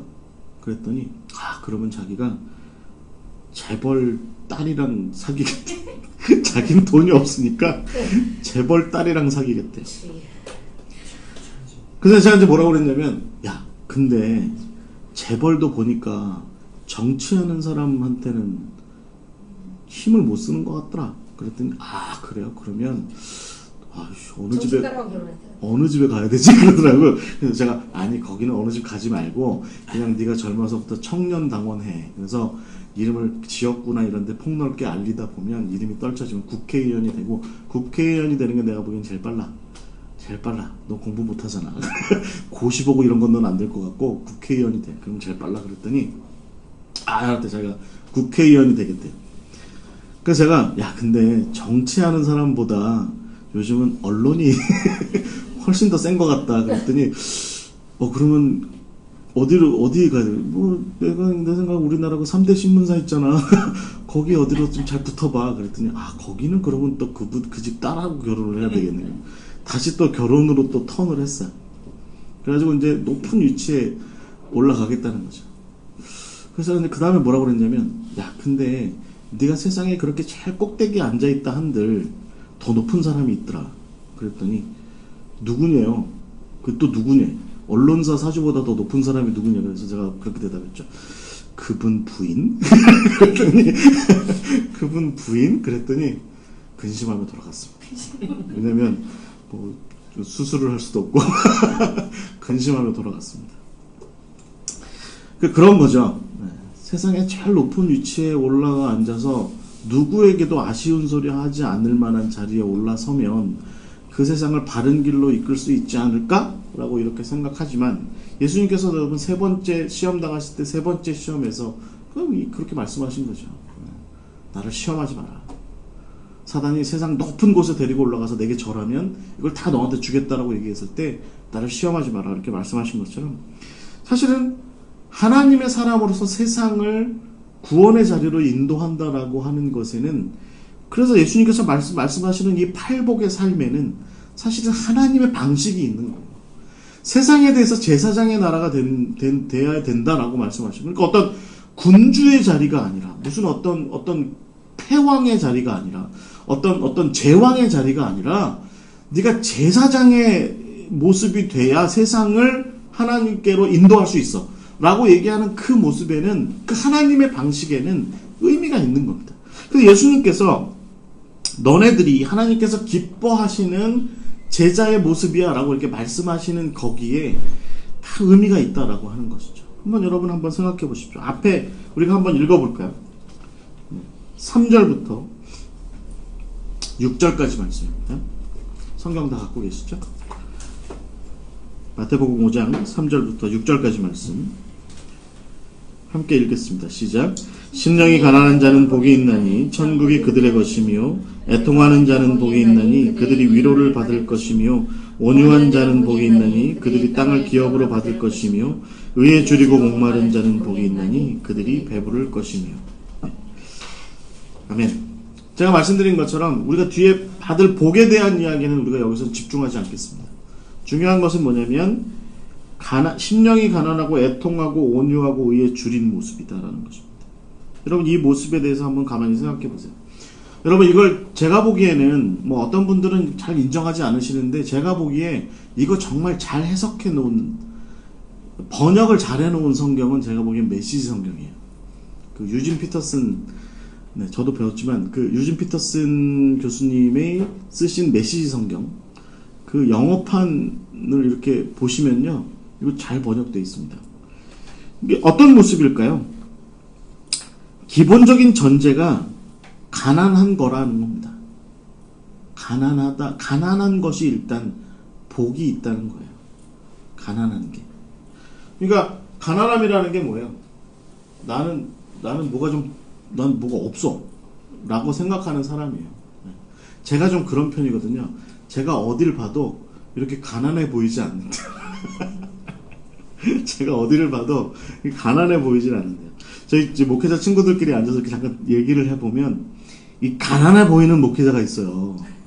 가만히 앉아 있어도 권사님들이 우리 목사님 진짜 불쌍해 보인다. 그래가지고 집에 있는 김치라도 좀 퍼다 주고 싶고 쌀이라도 박박 긁어가지고 좀 갖다 주고 싶은 그런 표정의 모습이 있어요. 근데 저 같은 사람은 아무리 쳐다봐도 그런 모습이 없어요. 없대 하여튼. 그래서 제가 한번 아파도 표시 안 나고. 네, 아파도 표시 안 나고 힘들어도 힘든 것 같이 안 보이고 굉장히 나 지금 슬픈데 슬퍼 보이지 않고 굉장히 어렵고 지금 힘든 상황인데 그래 보이지 않는 그런 사람이래요 제가. 그러니까 이게 태생적으로 가난함이 없는 거예요. 그러니까 제가 이제 그 친구들이랑 대화를 하다가도 무슨 얘기 했냐면 야 그러니까 나는 하늘의 도움도 못 받을 놈이야. 하늘의 도움도 못 받을 하나님도 그게 그런 거죠. 너 보기에 정말 내가 보기에도 불쌍하다 라고 생각할 때 하나님께서 뭐 필요를 채워주시고 한다 이거죠. 근데 스스로 부자인 자는 성경이 말하는 대로 치면 스스로 부자인 자는 결국은 도움을 못 받는 거예요. 하나님의 도움조차도 없는 거죠. 그런데 예수님께서 참 너 복 있어 라고 얘기하는 그 삶의 기본 전제가 뭐냐면 난 궁핍해. 나 지금 배고파요. 나 지금 가난해요. 나 좀 도와주세요. 라고 하는 그런 삶이 사실은 복 있는 자의 삶의 출발점이다라고 하는 것입니다. 여러분 신앙생활을 잘한다라고 하는 것의 가장 중요한 특징이 뭘까요? 결국에 우리가 정말 영적인 사람들의 특징, 정말 신앙생활을 잘한다라고 하는 것의 의미, 그건 뭐냐면 스스로 가난한 자가 되는 겁니다. 된다라기보다 스스로의 가난함을 발견하는 겁니다. 그래서 나를 좀 도와주세요. 나 좀 도와주세요. 라고 하는 그런 말이 터져 나오는 그런 삶인 거죠. 저처럼 이렇게 누가 봐도 도대체가 뭐가 필요가 없어 보이는, 그래서 당신한테는 내가 뭐 특별히 안 줘도 되지? 뭐 이렇게 생각이 들어가는 그런 삶. 사실은 저도 뭐 굉장히 궁핍하고 말이죠. 굉장히 어렵고 사실은 저도 좀 도움이 절실하고 저도 시편의 그 찬양처럼 도움 어디서 오나 우리 찬송가 가사처럼 천지지은 주 여호와여 나를 도와주소서, 그런 마음이 매일 아침마다 불뚝불뚝 솟아나고 저도 매일 새벽 2시면 벌떡 일어나서 주여 어찌하오리까 뭐 이런 마음이 드는 게 사실 저도 제 삶인데 생겨먹은 게 그렇다는 거죠. 생겨먹은 게. 여러분 우리가 영적인 모습이 사실은 기본 전제가 뭐냐면 복이 있는 자의 전제는 가난함이 있는. 내가 그래서 하나님 나를 좀 도와주세요. 그런 자기 삶에 대한 깨달음이 있는, 자기 삶에 대한 진중한 성찰이 있는 그런 모습이 사실은 복 있는 사람의 삶의 출발점이다라는 것입니다. 그런데 여기서 예수님께서 말씀하시는 것은 뭐냐면, 그런데 그 가난한데 가난함으로 끝나지 않는다는 거예요. 너희들의 삶이 가난한데 가난함으로 끝나지 않고 애통함이 있다는 겁니다. 여러분 저 구엘리히라고 하는 사람이 이 부분에 대해서 뭐라고 얘기했냐면, 지금 내가 가난한데, 여러분 가난하세요? 가난해가지고 우리 집에 그 쇠붙이라고는 숟가락이랑 젓가락이랑 밥그릇 딱 3개 있는데, 그런데 그거 와서 뺏어가. 그거 와서 뺏어가. 빚쟁이가 와가지고 그거 없으면 밥 못 먹게 생겼는데 와서 뺏어가. 눈물 나는 거죠.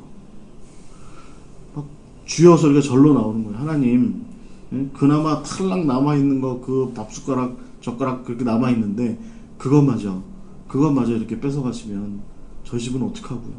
저는 어떻게 하고요? 하는 그 삶의 현실이 그런 모습이 있는 거죠. 그런 모습이 있는 거예요.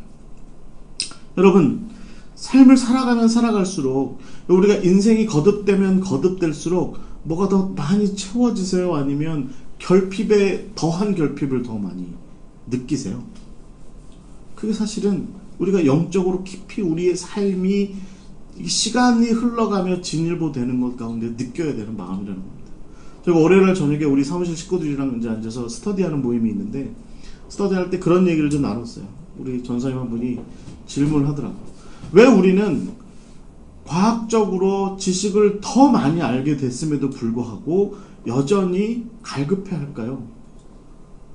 그게 바로 우리가 살아가는 세상의 현실인 것 같다는 거예요.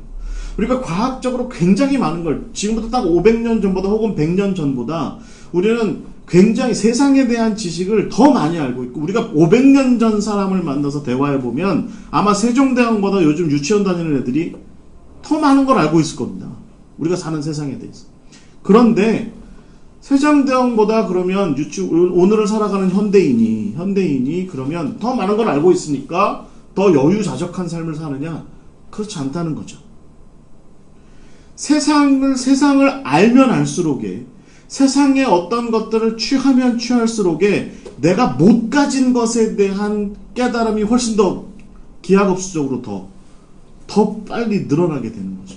내가 하나만큼 알면 그것의 곱절로 더 많은 것이 결핍되어 있음을 사실은 깨닫게 되는 것이 사실은 우리 삶의 현실이라는 겁니다. 그것이 우리가 지구만한 현실을 알고 우리가 태양계를 알게 된 이후로 태양계 전체의 규모를 깨닫자 과학계에서는요, 태양계가 어떻게 생겨먹었다라고 하는 것을 깨닫게 되자 그거보다 수십 배, 수억 배 더 넓은 우주가 있다는 것을 알게 됐어요. 그렇죠? 여러분, 인간이 만든 인공물이 우주 밖으로 나갔어요. 어디까지 간지 아십니까? 지금 이제 아마 태양계의 경계면을 벗어나고 있어요. 1977년도에 쏜 건데, 보이저고라고. 처음 쐈을 때는 그래서 우주를 좀 알자라고 내보냈는데 이제 태양계 경계만 벗어나는데 그 친구가 앞으로 탐사해야 될 우주의 크기는 훨씬 더 넓어졌습니다. 이것이 바로 사실은 우리의 애통함의 근거일 것 같아요. 우리의 애통함. 결국은 그래서 여러분, 가난함을 느끼고 있는 와중에 사실은 우리는 더한 결핍을 더 느끼고 살아가고 있죠. 그런 중에 여러분, 사회문화적으로 볼 때 사실은 우리는 그런 와중에 더 많은 것들을 빼앗기고 살아가는 삶이 우리에게 있습니다. 현실적으로 볼 때도 더욱더 많은 것들을 빼앗기는 삶이 있어요. 그런데 우리보다 더 많은 것을 가진 자가, 우리보다 더 많은 것을 가진 어떤 존재가 우리의 그나마 갖고 있는 것조차 빼앗아가고 우리의 결핍을 더 깊이 느끼게 할 때 우리는 어떤 자세를 취하게 되나요? 저는 여기서 성경이 말하는 온유함이라고 하는 세 번째 복에 나오는 온유함이라고 하는 그 의미가 영어로 미크거든요. 미크. 이 미크가 여러분 이런 겁니다. 여러분 혹시 이해가 되실지 모르겠는데 이런 모습이에요. 내가 지금 이제 기껏 갖고 있는 게 아까 제가 뭐라고 말씀드렸죠? 밥숟가락이랑 젓가락 갖고 있는데 그것마저 와서 뺏어가요. 힘 있는 사람이, 빚쟁이가. 그러면 여러분 어떻게 해요?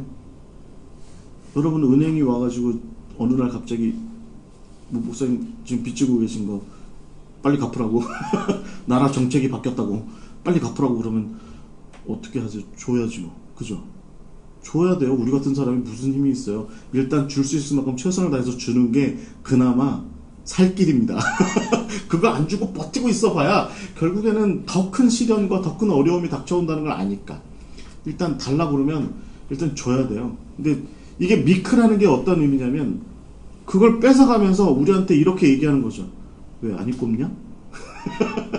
안 입고 와? 이렇게 얘기하잖아요. 그러면 우리 같은 힘없는 사람들은 아니요, 안 입고 없긴요. 감사하죠. 이렇게 고개 숙이고 있습니다. 이게 바로 미크입니다. 이게 바로 미크의 모습이에요. 여러분한테 세상 사는 관계에서 여러분이 미크한 사람을 상대하는 경우가 더 많습니까? 아니면 내가 미크한 채로 만나는 사람이 더 많습니까? 제가 이제껏 만나본 제 여러 관계 속에 만나는 많은 분들의 저 포함해서 우리의 공통점은 뭐냐면요. 우리를 온유하게 만드는 사람이 나한테 훨씬 많지 내가 상대를 온유하게 만드는 케이스는 그렇게 많지 않다는 게 사실은 우리의 삶의 현실의 고백이에요. 그래서 아까 제가 말씀드렸잖아요. 대통령 자리에 올라가서 5천만 명의 대한민국 사람을 호령한다 한들 그 5천만 명이 요즘 문재인 대통령 한 사람 미크하게 만드는 거죠. 그게 사실은 우리 삶의 현실이라는 거죠. 이게 바로 예수님께서 바라보는 삶의 미저리한 모습. 그런데 예수님께서 지금 계속 말씀하시는 거예요. 야, 네가 가난해? 복이 있는 거야. 네가 그런 와중에 애통함이 있어? 또 나머지 있는 것마저 다 뺏어가 세상이? 애통함이 있어? 그래서 너 복이 있어. 그런 와중에 아무 소리 못해? 아무 소리 못하고 뺏어가는 놈이 오히려 쳐다보면서 미소 짓기, 내가 이런 거 뺏어가도 미소 짓기, 그러면 우리 뭐라 그래? 네, 그러고 활짝 웃잖아요. 힘 없으니까. 우리 힘 없잖아요. 목사님 힘 좋으세요? 나는 힘 없어요. 저는 사실 힘 없어요. 그래서 저한테 와서 제 평생에 이런 거 많이 했거든요. 누가 와서 이렇게 다 뺏어가면 네, 아무 소리 못합니다. 가져가세요. 여러분, 아브라함이 여러분 저 애굽 땅 갔을 때 아내 사라를 거기 권력자들이 데려가려고 그럴 때 아브라함이 어떻게 했을까요? 활짝 웃으면서 가져가세요. 데려가세요. 한 거죠. 그런 삶이 바로 미크함이죠. 근데 여러분, 저는 예수님께서 보시는 이 삶의 현실, 이게 정말 미저리를 더하는 현실의 맨 마지막 네 번째에 복이 있다라고 말씀하시는 네 번째가 저는 굉장히 은혜스러워요. 그 네 번째가 뭐죠? 그런데 그런 와중에 의에 줄이고 목마라? 그럼 너 복이 있는 거야. 이렇게 얘기하시는 거예요. 무슨 얘기입니까? 내가 가난하고 내가 애통함이 있고 나의 애통함에 나를 정말 미크하게 만드는, 나를 온유하게 만드는, 나로 하여금 쓴웃음을 짓게 만드는 그런 삶의 현실 가운데 내가 그 현실을 따르고 복종하고 그 현실에 어줍지 않게 끌려다니고 있지만 그런 와중에 내 마음속에 이런 외침이 있는 거죠. 하나님, 이거 문제 있는 거 아니에요? 하나님? 이거 잘못된 거 아니에요? 하나님, 의의가 있어야죠. 하나님, 정의가 있어야 되는 거 아니에요? 하나님, 의로움이라는 게 좀 있어야 되는 거 아니에요? 이 땅 가운데? 어떻게 세상에 이럴 수 있어요? 라고 그냥 내 거 다 뺏어가는 놈 뒷분역에다가 머리 뒤통수에다 대고서 말은 못하고 그냥 혼자서라도 쭝얼거리는 그런 중얼거림이라도 네가 마음속에 있냐? 네가 가난하고 네가 애통하고 네가 온유한데 그런 삶을 살아가는 와중에 네 마음 가운데 의의가 있어야 된다라고 하는, 하나님 이런 세상에 좀 의의가 있어야 되는 거 아니에요? 라고 이렇게 외치는 그런 마음이 그래서 좀 소심하지만 페북에다라도 이런 더러운 세상 1시간 전에는 은행한테 싹 털려놓고 은행한테 월급 바닥까지 싹 털려놓고서는 페북에다가는 이런 더러운 세상 주여 굽어 살피시옵소서, 이런 말이라도 하나 써줄 줄 알아?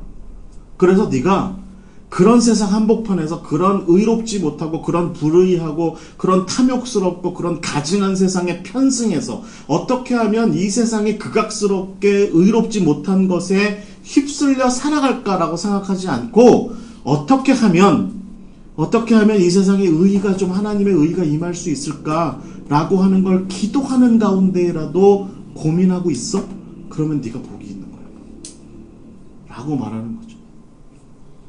저는요, 여러분, 저는 이 구절을 제가 묵상할 때마다 이게 이 시대를 교회 다니는 사람들의 모습이라고 생각해요. 이 시대에 교회 다니는 사람, 이 시대에 그래도 신앙을 지키려고, 이 시대에 그래도 하나님이 계시다 라고 생각하는 것을 믿고 그나마 신앙생활 열심히 하려고 하는 사람들. 얼마나 많은 젊은이들이, 얼마나 많은 사람들이요, 내가 가난한데 내가 나를 애통하게 만드는 세상, 나를 미크하게, 나를 온유하게 만드는 세상에 대해서 에라이씨, 에라 모르겠다, 하늘의 의의가 어딨냐, 세상의 정의가 어딨냐, 세상의 공의가 어딨냐, 대충 살자 라고 쾌락에 빠져들고 불의에 편승하고 아주 악한 것에 더 자기가 더 극악스럽게 굴고 하는 그런 삶으로 빠져들어가는데, 그런 가난함과 애통함과 온유함 가운데에서 그런 악으로 빠져들지 않고 오히려 하늘을 향해서 하나님 이건 아니지 않아요? 하나님, 세상이 이렇게 흘러가는 건 이건 아니지 않아요? 라고 그렇게 기도하고 구할 줄 아는 것, 의의를 간구할 줄 아는 것, 그 모습이 복이 있다라고 지금 예수님께서 말씀하시는 거죠.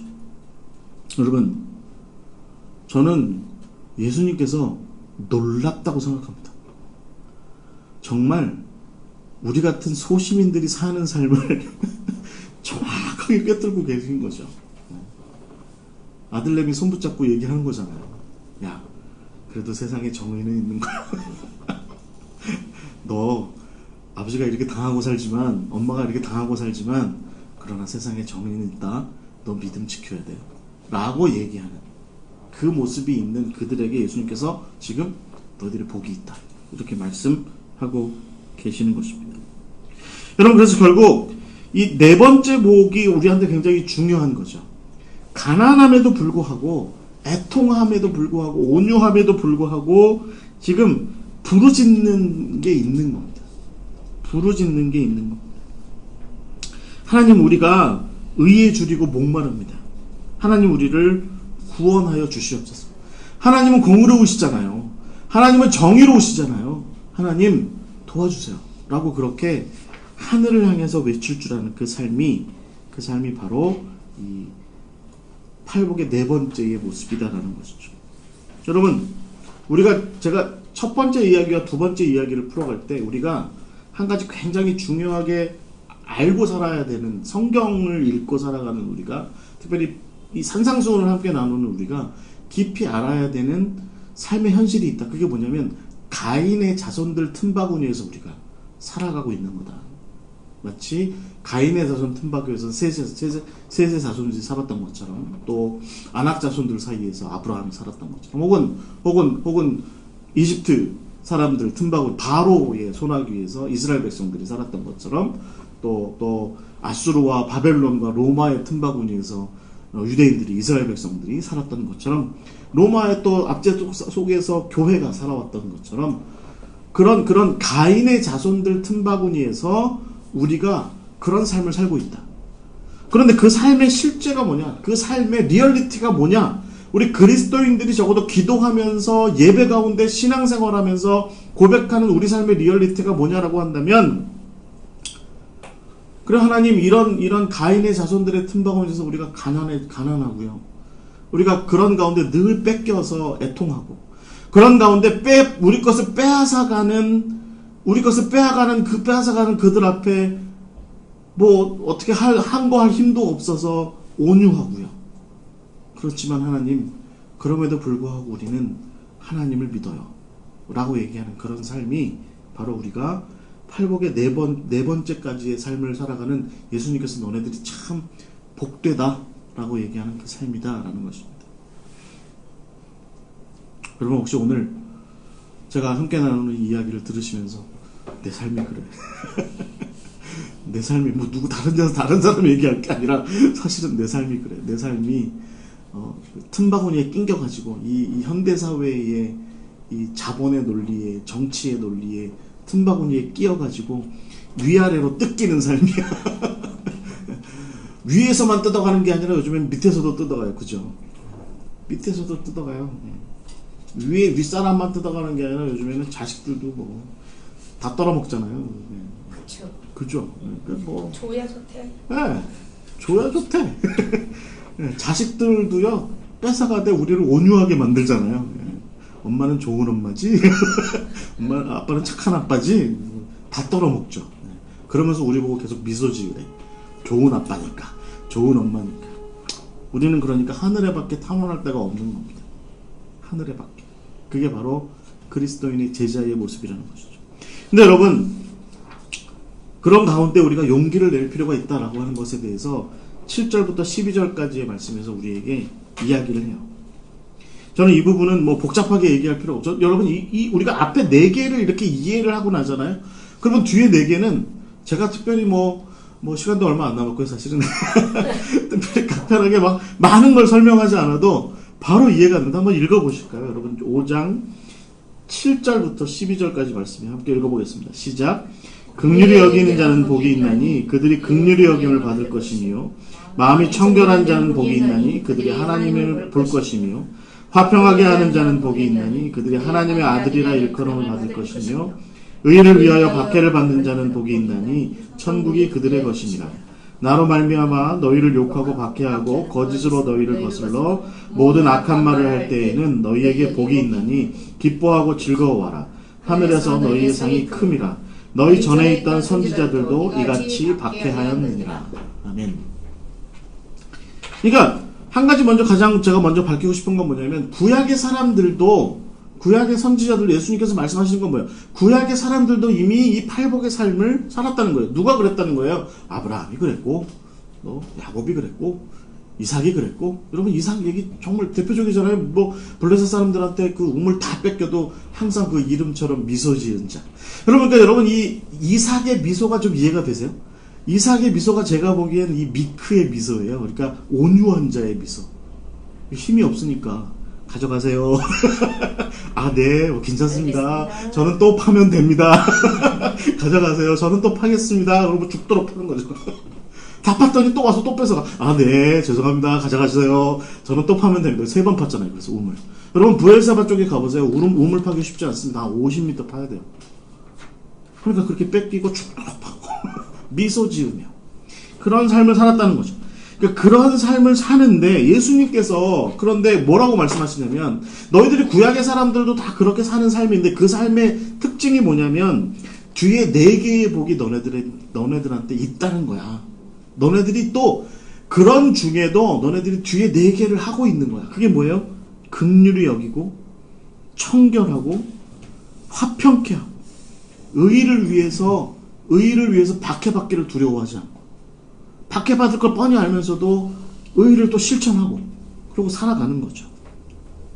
여러분 한번 앞에 4개랑 비교해서 한번 생각해 보세요.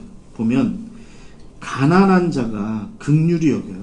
그러니까 여러분 이거 비교해서 보세요. 내가 나도 가난한데 나도 가난한 중에 내 옆에 가난한 사람이 있으니까 아이씨 나 콩 한 쪽밖에 없는데 야 너 쪽대로 봤지? 저 사람이 다 뺏어갔어. 근데 나 지금 콩 한 쪽밖에 없는데 어떻게 할까? 나보다 더 가난해 보여.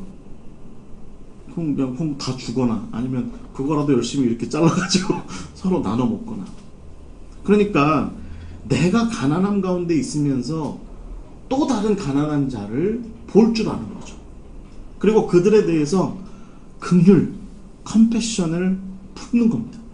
여러분, 저희 어머니가 옛날에 뭐라고 말씀하셨냐면 부자들이 사는 아랫동네보다 가난한 사람들이 사는 달동네가 음식은 더 많이 나눠 먹어. 부자들이 사는 아랫동네 큰 집에 사는 사람들보다 저 위에 한 집 한 채에 뭐 세간살이가 10집이나 되는 그런 그 달동네 거기가 콩 한 쪽이라도 사실은 나눠 먹어 라고 얘기하는 그런 모습일 수도 있을 것 같아요. 여러분 내가 마음이 가난하면요 가난한 자가 보이는 거죠. 근데 그냥 보이는 게 아니라 그래서 야고보서의 표현대로 더웁게 하세요. 따뜻하게 하세요.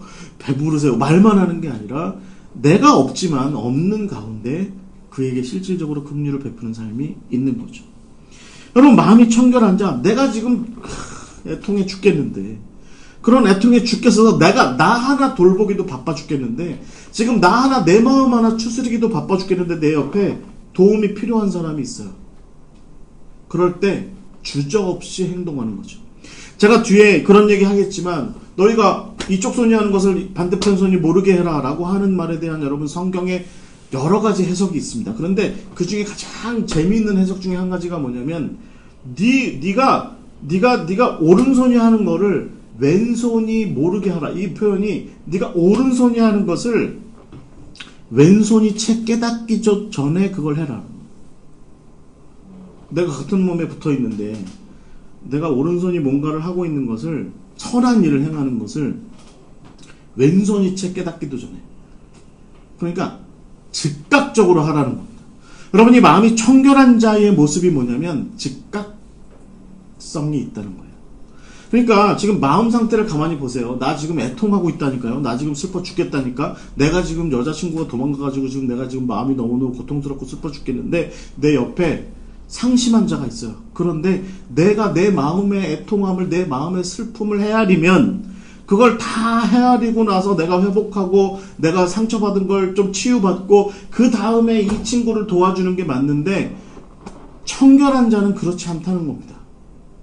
청결한 자는 그냥 빤히 보이는 대로 하나님께서 지금 말씀하시는 그대로 하나님께서 내 마음 가운데 행하라고 하시는 그대로 그냥 바로 가서 행할 줄 아는 자가 바로 청결한 자라는 거죠. 그러니까 이게 무슨 뜻이에요? 내가 지금 슬픔 가운데 있지만 내 눈에 어려운 사람이 보이면 힘든 사람이 보이면 절망과 좌절 가운데 있는 사람이 보이면 그냥 내 것은 돌보지도 않은 채로 가서 바로 그를 위해서 뭔가를 하는, 그게 바로 청결한 자의 모습이다라는 것이죠. 또 여러분, 화평케 하는 자는 어때요? 지금 제가 아까 뭐라고 그랬어요? 미크, 온유한 자가 어떻다고요? 그냥 우스라니까 지금 웃고 있는 겁니다. 여러분 기억하시죠? 뺏어가는 놈이, 깡패가 우리 거 다 떨어 먹으면서 왜? 안 이꼽냐? 그래도 내가 뺏어가니까 웃어라. 네, 그러고 지금 웃고 있는 겁니다. 웃고 있는 중에 내 옆에 다툼이 있고 분쟁이 있는, 갈등이 있고 싸움이 있는 거기에 가서 그 화평을 위해서 또 수고하는, 내가 지금 내 삶이 힘들고 어려운 와중에도 미소를 짓기 시작했는데 그 미소 지은 것을 멈추지 않은 채로 그 화평을 내 주변에 화평이 무너진 자리에 가서 그것을 전파하기 위해서 애쓰는, 내 얼굴 미소 짓기에 필요한 에너지도 채우기도 바빠 죽겠는데 그런 와중에 정말 그 화평의 에너지가 필요한 곳에 가서 그나마 요만큼 남아있는 그 화평의 에너지를 다 쏟아붓고 오는 그런 삶을 살아가는 것이 바로 화평한 자의 모습이다라는 것이죠. 마지막 것은 너무 분명합니다. 의에 줄이고 목말라. 그 갈증이 있어. 그런데 네가 지금 당하고 있는 불의, 네가 당하고 있는 불공평함, 네가 당하고 있는 부정의함, 그런 현실 앞에서 하나님, 저 언제까지 이러고 살아야 돼요? 저 언제까지 이 부당함과, 저 언제까지 이런 부정의함과, 저 언제까지 이 불의함 가운데 빠져 있어야 돼요? 라고 자기가 당한 현실에 대해서는 그냥 하늘을 향해서 쭉 이렇게 하는데, 내 옆에 사람이 당하고 있는 불의에 대해서는 어떻게 하고 있는 거예요? 뛰어드는 겁니다. 내가 당하고 있는 불의에 대해서는 가슴으로 쓸어내리는데, 내 옆에 형제가 당하고 있는 불의에 대해서는 핍박당할 것을 두려워하지 않고 가서 그것을 해결하기 위해서 힘쓰고 애쓰는 삶을 살아가는 겁니다. 예수님께서 앞에 네 가지의 예수님께서 이 앞에 네 가지의 현실에도 불구하고 뒤에 네 가지의 삶을 일구어가는 너희들이 복이 있다. 너네가 참 복이 있다. 라고 이렇게 말씀하고 계시는 거죠. 여러분, 저 이제 뒤에 얘기 다 했습니다. 어렵지 않다고 말씀드렸죠. 이거는요, 뒤에 4개는 해석이 굳이 필요 없는 거죠. 그냥 그대로 받아들이시면 됩니다. 그냥 말씀 그대로 잘 받아들이시면 됩니다. 중요한 것은 결국은 우리가 제사장의 나라가 되라, 라고 말씀하시는 하나님의 그 옛날 이스라엘 당신의 백성들한테 주셨던 그 사명이 도대체 어떻게 실현되겠느냐라는 것입니다. 왜 성경은 제사장의 이미지를 우리한테 얘기하고 있을까요? 왜 성경은 세상을 하나님의 구원으로 인도하기 위해서 칼찬 자, 총을 든 자, 힘이 있는 자, 제왕의 모습, 패왕의 모습, 그런 모습으로 이야기하지 않고 가슴팍에 에봇을 이렇게 입고 있는, 에봇을 입고서 있는 그 12개의 보석이 박힌 그 에봇을 입고 있는 제사장의 모습으로 너희가 세상에 대하여서 나와 세상 사이에 서라 라고 그렇게 말씀하셨을까요? 그래서 우리가 만약에 그 제사장의 이미지를 고스란히 잘 이렇게 오늘 우리가 함께 나누고 있는 산상수훈의 팔복의 그 삶의 모습으로 가져오면 우리는 과연 어떤 삶을 살게 되는 걸까요?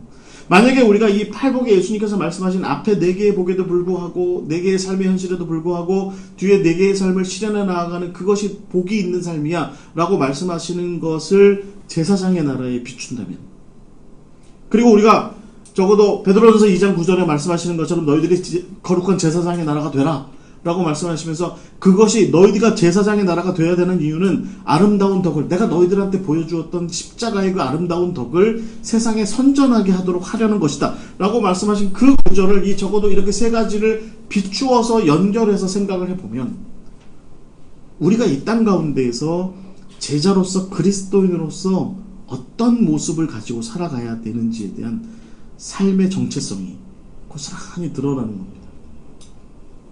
고스란히 드러나게 되는 거예요. 예, 그래서 결국은 뭐 예를 들어서 뭐 마틴 루터 킹이나 아니면 또 그 톨스토이나 보네포나 이런 사람들은 이 팔복을 이야기하면서 결국 성경 전체의 핵심 중에 핵심, 예수님께서 말씀하신 하나님의 사람들이 어떤 모습으로 이 세상 가운데 서 있어야 되고 살아가야 되는지에 대해서 이야기하는 핵심 가운데에서 비폭력까지도 이야기하고 무저항까지도 이야기하고 하지만 저는 뭐 거기까지는 이야기하지 않겠습니다. 저는 그런 신학적인 논쟁까지 혹은 기독교 윤리적인 어떤 스펙트럼까지 이렇게 펼쳐나가고 싶은 생각은 없고요. 그냥 성경 자체에서 우리한테 예수님께서 분명하게 말씀하신 한 가지 포인트는 뭐냐면, 저는 그래요.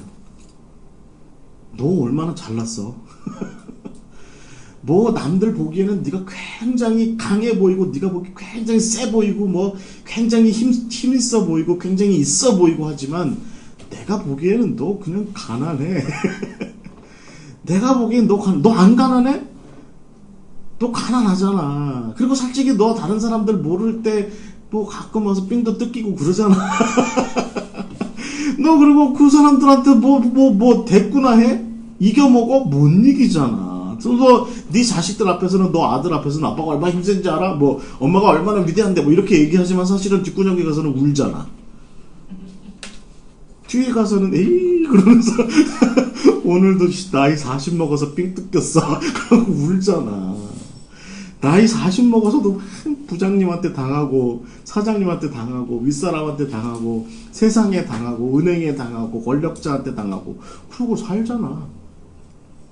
너 뭐 다른 게 있어? 예수님 우리한테 그렇게 말씀하시는 거예요. 그런데 나는 네가 제사장이었으면 좋겠어. 나는 네가 하나님의 백성이었으면 좋겠어. 나는 네가 내 제자였으면 좋겠어. 그래서 나는 그럼에도 불구하고 네가 긍휼히 여길 줄 알고, 그럼에도 불구하고 네가 어떤 화평케 여기기 위해서 노력하고 청결하고, 그럼에도 불구하고 네가 의를 위해서 핍박당할 것을 네가 차릴 의도 아닌데, 너를 위한 의도 아닌데 과감하게 뛰어들어서 그를 위한 의를 회복시키기 위해서 헌신하고 수고하는 그 삶을 살아가는 네가 참 복스러워. 참 복스럽다. 라고 말씀하시는 거죠. 그게 바로 팔복의 모습이다라는 것입니다. 여러분, 예수님을 한번 생각해 보세요. 그러면 예수님의 어떤 모습을 우리가 묵상해야 될까요? 저는 어린 양 되신 예수의 모습이 바로 여기에 깃들어져 있다 라고 생각합니다. 낮은 자로 오셔서 있는 것도 뺏기시고 겉옷마저도 다 뺏기시고 알몸으로 십자가에 달려 죽으시는 가운데, 그 십자가상에서 예수님께서 뭐라고 말씀하세요? 예수님께서 그 십자가에 달려 돌아가시는 가운데 자기를 십자가에 못 박았던 뭐 가룟 유다를 욕했어요. 아니면 뭐 제가 지난번에 빌립은 막 욕했다고 그랬잖아요. 기억 안 나세요? 빌립은 히에라볼리 이 사람들한테 너네가 나한테 이럴 수 있어? 뭐 그랬다고 그랬잖아요. 예수님 한번 생각해 보세요. 예수님이 뭐 어디다가 뭘 하소연해요? 오로지 하늘을 향해서 얘기하시잖아요. 나의 아버지요, 나의 하나님, 어찌하여서 당신의 의가 있는데 어찌하여 나를 이렇게 버리십니까? 라고 말씀하시는 거죠. 그런 와중에 그 십자가까지 가시는 그 여정에 예수님께서는 긍휼히 여기시고 청결하게 행동하시고, 그렇잖아요. 즉각적으로 청결하게 행동하시고 화평의 띠를 이루기 위해서 헌신하시고, 결국에는 자기를 다 내어 던져서 자기 하나 살기 위한 것이 아니라 세상 모두가 의로운 삶으로 회복될 수 있도록 하기 위해서 십자가의 길을 여신 분이 바로 예수님이시다라는 것입니다. 여러분, 우리가 팔복을 이야기함에 있어서 정말 중요한 것은 결국은 그 삶이라고 하는 게, 그 팔복의 삶이라는 것이 내가 그렇게 열심히 살아야 할 것이 아니라, 그런 나의 현실을 깨닫고 그 와중에 내가 십자가의 도리를 따라야 할 것이 무엇인지에 대해서 깊이 생각해 보고, 내가 지금 삶을 살아가고 있는 삶의 공간 안에서 내 가정과 내 남편과의 관계에서, 내 아내와의 관계에서, 내가 사랑하는 사람들과의 관계에서, 혹은 내 교회에서, 내 일터에서, 내가 살아가고 있는 삶의 현장에서 어떻게 하면 나는 팔복의 사람일 수 있을까? 나는 어떻게 하면 복 있는 사람일 수 있을까? 라는 것을 생각하게 만드는 것이 바로 팔복이다라는 것이죠. 그래서 우리가 질문해야 될 것은 뭐냐면 이거죠.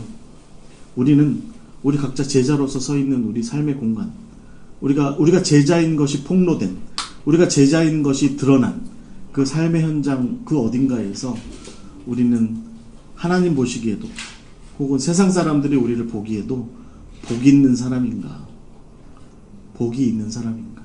참 당신 복돼, 참 당신 복된 사람이야, 참 내가 보기에 당신은 참 복된 사람이야.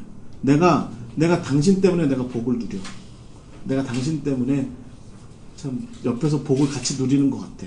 라는 그런 이야기를 듣게 만드는, 그런 이야기를 이끌어내는 그런 삶이 우리에게 있는가 생각을 좀 가져봐야 되는 그런 대목인 것 같습니다. 여러분, 하나님께서 우리를 당신의 백성으로 부르세요. 그래서 우리가 그런 정체성을 가지고, 팔복의 정체성을 가지고 이 땅 가운데서 그 팔복을 실현하며 살아가야 될 줄 믿습니다. 어렵죠? 네, 어렵지만 그것들을 실현하는 가운데 우리가 하나님의 나라가 그런 가운데 확장될 줄 믿으시기 바랍니다.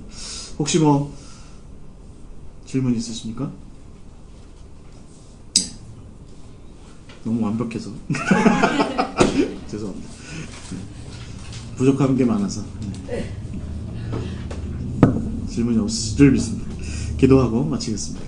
하나님 감사합니다. 오늘도 우리에게 하나님 말씀 듣고 깨달을 수 있도록 인도하심을 감사드립니다. 주님, 무엇보다 우리가 팔복의 삶을 살아가고 있는 주님께로부터 부름받은 제자임을 알게 하시고, 팔복의 삶을 살아가되 그 가난한 삶을 살아가되 긍휼을 이루게 하시고, 주님 애통하는 삶을 살아가되 주님 우리가 청결함을 이루게 하시고, 우리가 무엇보다 온유한 삶을 살아가되 화평을 이루게 하시고, 위에 굶주린 삶을 살아가되 의를 위하여 핍박당하기를 주저하지 않는 그 팔복을 온전하게 이루게 하셔서 주님, 우리가 예수 그리스도의 십자가를 따르는 제자가 온전히 될 수 있도록 인도하여 주시옵소서.